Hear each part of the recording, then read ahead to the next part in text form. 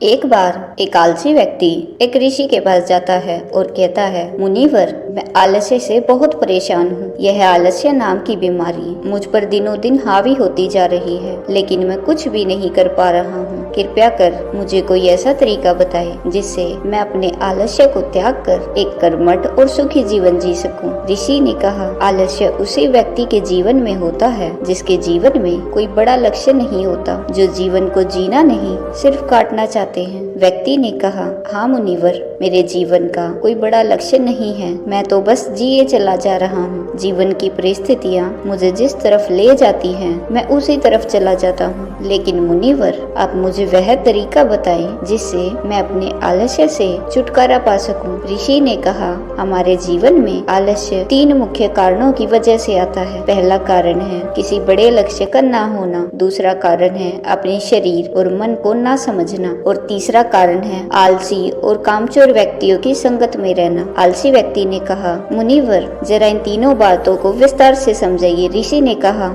जिस व्यक्ति के जीवन में एक बड़ा और स्पष्ट लक्ष्य नहीं है, उस व्यक्ति के जीवन से आलस्य कभी जा ही नहीं सकता, क्योंकि एक स्पष्ट लक्ष्य व्यक्ति को निरंतर उत्साहित और कर्मशील बनाकर रखता है। और जब व्यक्ति के जीवन में आलस्य का आगमन होता है तो एक मजबूत लक्ष्य उसे याद दिलाता है कि यह समय आलस्य करके बर्बाद करने का नहीं है, बल्कि कर्म करने का है। लेकिन लक्ष्य ऐसा नहीं होना चाहिए जिसे तुमने अति उत्साह या निराशा के क्षणों में बनाया हो, क्योंकि उत्साह और निराशा के पलों में बनाए गए लक्ष्य इन परिस्थितियों के समाप्त होते ही कमजोर छूट जाते हैं। लक्ष्य का निर्धारण हमेशा ही अनुकूल परिस्थितियों में बहुत ही सोच समझकर और शांत दिमाग से करना चाहिए। वह लक्ष्य तुम्हारी भावनाओं और दिल से जुड़ा होना चाहिए। साथ ही उस लक्ष्य के बनाने के पीछे का एक बहुत ही मजबूत कारण भी होना चाहिए कि आखिर तुम उस काम को क्यों करना चाहते हो, क्योंकि जब तुम अपने लक्ष्य से भटक रहे होंगे तो उस लक्ष्य के पीछे का मजबूत कारण ही वह शक्ति होगा जो तुम्हें अपने लक्ष्य की तरफ वापस खींच लाएगी। अगर तुम्हारा लक्ष्य ऐसा है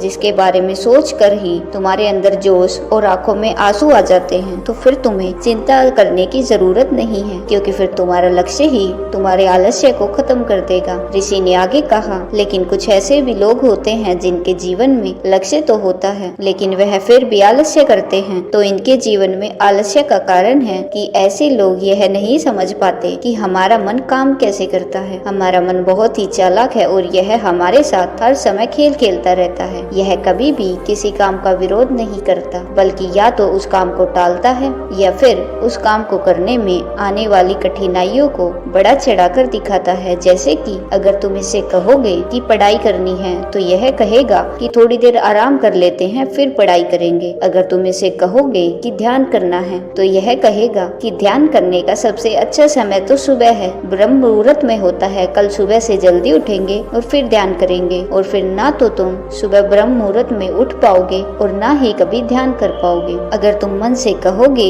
कि धन कमाना है तो यह कहेगा कि क्या इतना ही आसान है धन कमाना? अगर इतना ही आसान होता तो आज सभी लोग अमीर होते। व्यक्ति ने कहा, मुनिवर, तो फिर इस मन की चाल का समाधान क्या है? ऋषि ने कहा, इस मन के साथ भी वही करो जो यह तुम्हारे साथ करता है। जब तुम्हारा मन कहे कि थोड़ी देर आराम कर लेते हैं फिर काम करेंगे, तो तुम तुरंत इससे कहो कि थोड़ी देर क्यों, बहुत देर तक आराम करेंगे, लेकिन पहले यह काम खत्म कर लेते हैं। जब मन कहे कि आज स्वादिष्ट भोजन कर लेते हैं, कल से व्यायाम करेंगे, तो तुरंत इससे कहो कि स्वादिष्ट क्यों, बहुत स्वादिष्ट भोजन करेंगे, लेकिन व्यायाम आज से ही शुरू करेंगे। कुल मिलाकर तुम्हें अपने मन को मूर्ख बनाना है जैसे यह तुम्हें बनाता है। व्यक्ति ने पूछा, लेकिन मुझे अपने मन को मूर्ख कब तक बनाना पड़ेगा? ऋषि ने कहा, जब तक तुम अपने जीवन से आलस्य को दूर रखना चाहते हो। ऋषि ने आगे कहा, या तो तुम अपने मन को मूर्ख बनाओ, नहीं तो यह मन तो तुम्हें मूर्ख बना ही रहा है। व्यक्ति ने कहा, मुनिवर, कभी कभी मैं यह निश्चय करता हूँ कि कल से इस काम को जरूर करूँगा और अपना समय बर्बाद नहीं करूँगा, लेकिन अगला दिन आते ही मैं फिर से काम को टालना शुरू कर देता हूँ। सुबह सोचता हूँ कि अभी तो पूरा दिन पड़ा है, दोपहर में काम कर लूंगा, दोपहर होती है तो सोचता हूँ कि शाम को कर लूंगा और फिर शाम से रात हो जाती है, लेकिन मैं अपना काम शुरू भी नहीं कर पाता और फिर पछताता रहता हूँ। समय बर्बाद करने के लिए खुद को कोसता रहता हूँ और फिर अगले दिन भी मेरे साथ यही होता है, उसके अगले दिन भी मेरे साथ यही होता है और यह चक्र लगातार चलता आ रहा है। मैं अपने समय को सही तरीके से व्यवस्थित नहीं कर पा रहा हूँ। ऋषि ने कहा, बात समय को व्यवस्थित करने की नहीं है, बात तो मन को व्यवस्थित करने की है। जब तक तुम्हारा मन व्यवस्थित नहीं होगा तब तक तुम समय को व्यवस्थित कर भी नहीं सकते। अगर तुम अपने समय को नियंत्रित करना चाहते हो तो तुम्हारा अपने मन पर नियंत्रण होना बहुत जरूरी है और यह संभव है ध्यान से, अपने विचारों के प्रति जागरूक होने से। दोस्तों, ऋषि ने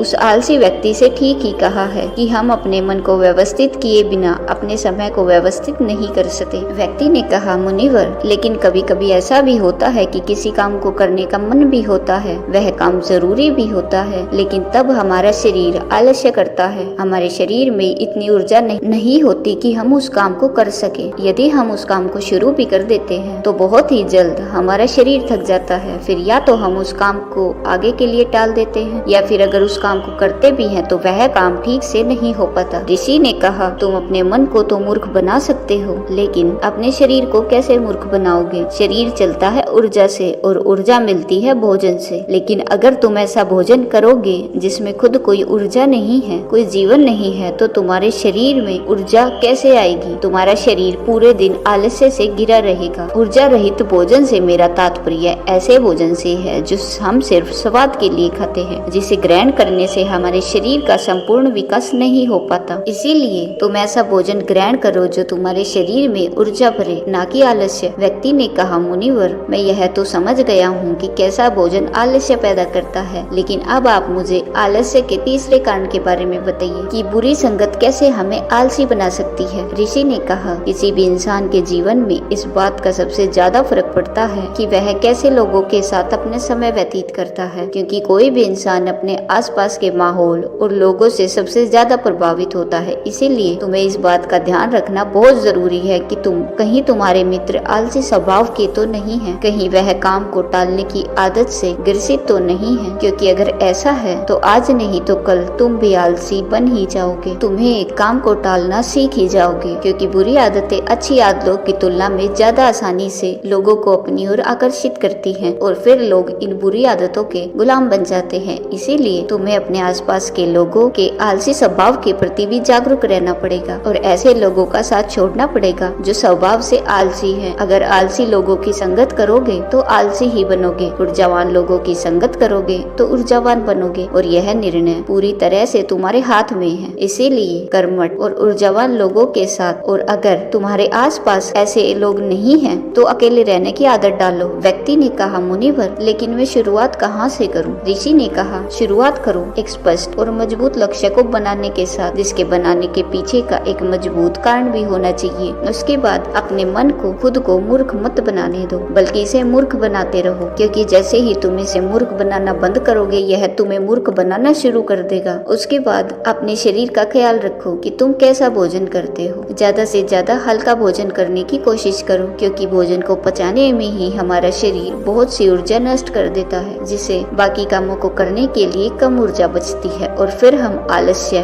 और कमजोरी महसूस करते हैं। आसानी से पचने वाले और ऊर्जा से भरपूर पदार्थ ही अपने भोजन में शामिल करो। उसके बाद अपने सोने और उठने का समय निश्चित करो, इससे तुम ज्यादा अनुशासित रह पाओगे। अपनी दिनचर्या में रोज व्यायाम और ध्यान का समय भी निश्चित करो। साथ ही किसी भी काम को खत्म करने का एक समय निश्चित करो, इससे तुम्हारा दिमाग उसी समय तक काम को पूरा करने के लिए खुद को प्रेरित करेगा, जिससे तुम किसी भी काम को समय पर खत्म कर पाओगे। इसके बाद सबसे महत्वपूर्ण बात की आलसी और कमजोर लोगों की संगत करना छोड़ दो और खुद के साथ समय बिताना शुरू कर दो। अगर तुमने इन सारी चीजों का पालन किया तो आलस्य तुम्हारे जीवन से पूरी तरह से गायब हो जाएगा। यह सारी बातें सुनने के बाद व्यक्ति ने कहा, मुनिवर, आलस्य से छुटकारा पाना तो बहुत ही आसान है। ऋषि ने कहा, यह आसान भी तुम्हारे मन को ही लग रहा है। यह मन कब तुम्हारे साथ कैसी चाल चलेगा, इसके लिए तुम्हें जागरूक रहना पड़ेगा। और जागरूकता आती है जागरूक लोगों के साथ रहने से, अकेले रहने से या फिर